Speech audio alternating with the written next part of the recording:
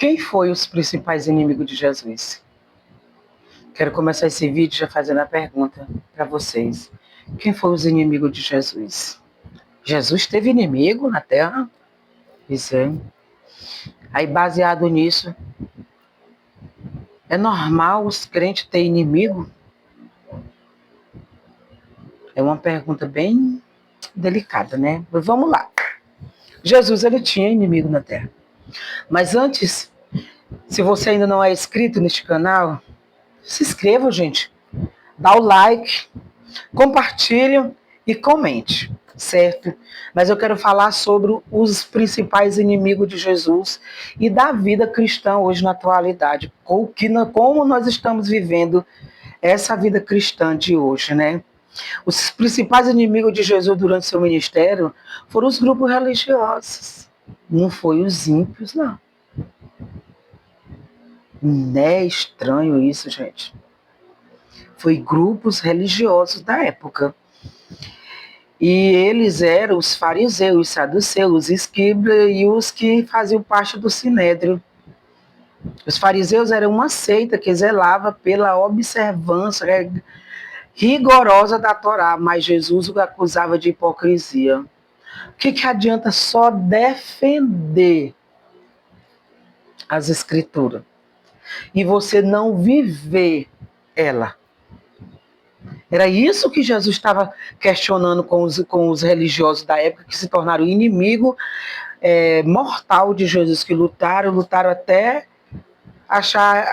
chegar o tempo deles pegarem Jesus e levar preso.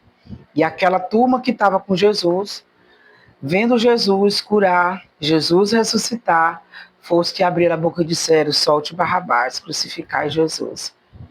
Jesus andava com uma turma de gente, mas a grande maioria deles era inimigo de Jesus. Eles estavam ali só para olhar. Acho que para presenciar a queda. Isso é coisa da minha cabeça. Agora eu faço uma pergunta para vocês. Você tem inimigo? Você que é cristão verdadeiro? Você tem inimigo?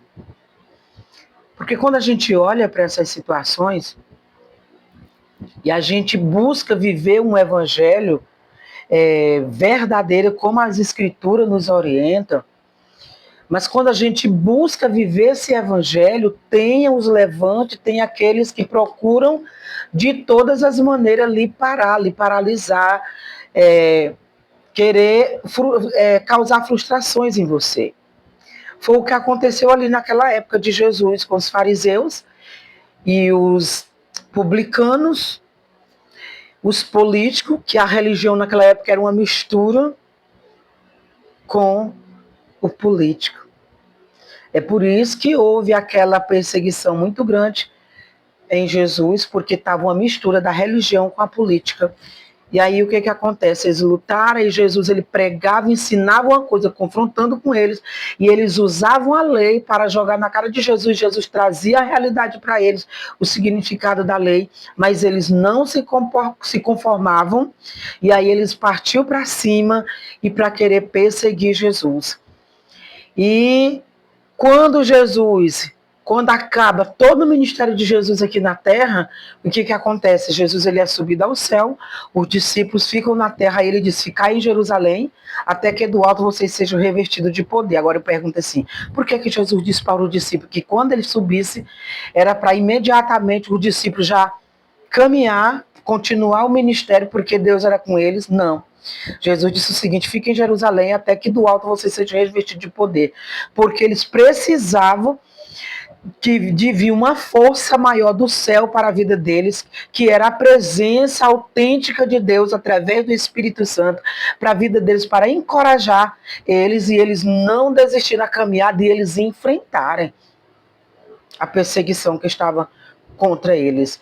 Enfrentarem aqueles políticos que estavam ali perseguindo Jesus, aí depois eles foram perseguir os discípulos. E ali os discípulos, tudo que os discípulos faziam de maravilha, os discípulos eram porque eles apanhavam, eram presos.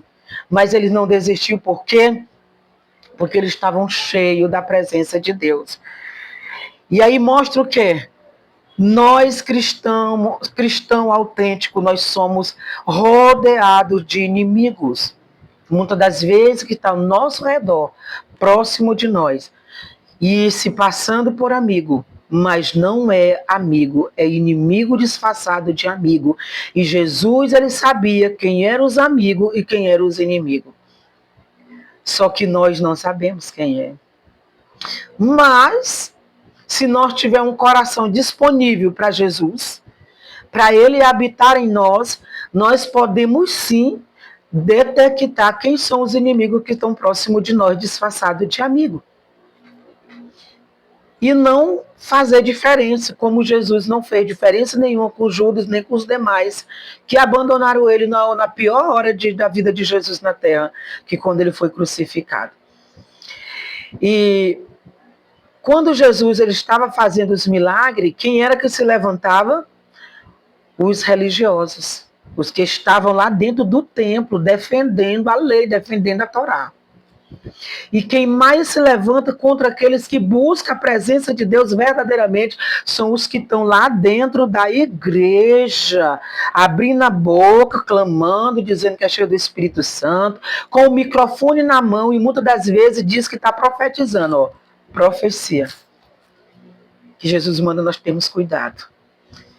E Jesus, quando ele viveu aquela época de perseguição, que aquele povo estava perseguindo ele de maneira nenhuma ele desistiu na caminhada dele.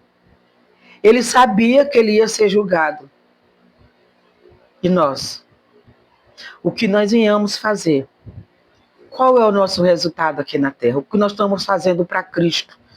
Qual é o resultado? Eu estava observando do profeta Isaías. Isaías, quando ele decidiu ser boca de Deus na Terra, ele não foi bem aceito no meio do povo religioso da época. E hoje é do mesmo jeito.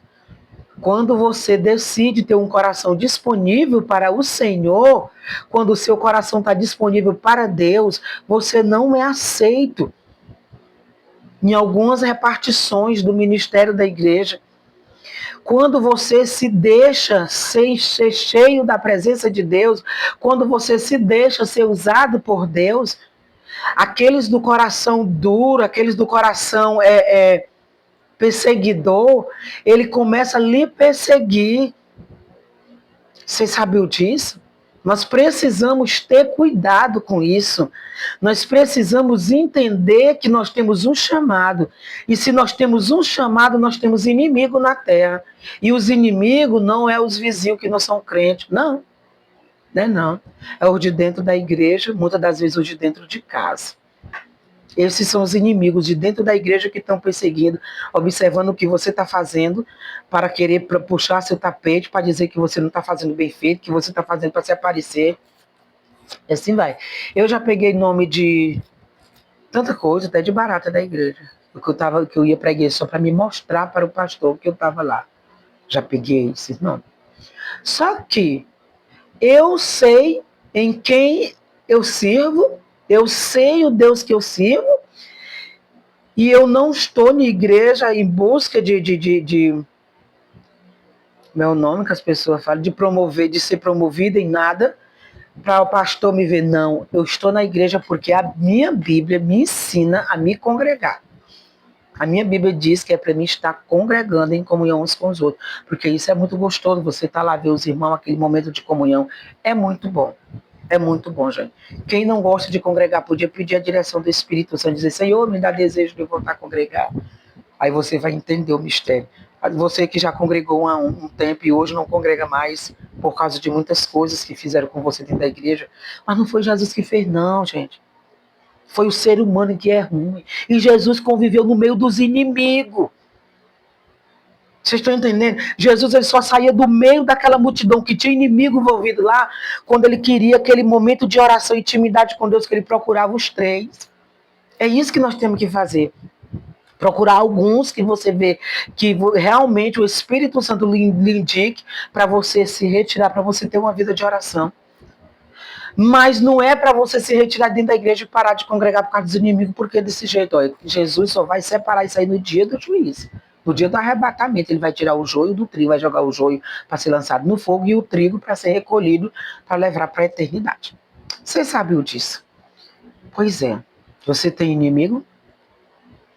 Se você é um homem e uma mulher de Deus, você pode não ter um coração que tenha raiva de pessoa, mas existe pessoas ao seu redor que olha para você, que se pudesse lhe estrangulava, fazia isso, de raiva de você. Mas não pode porque você serve um Deus todo-poderoso e você vive na dependência do Senhor e você não está na igreja para agradar, mas para fazer a diferença e fazer a vontade do Pai.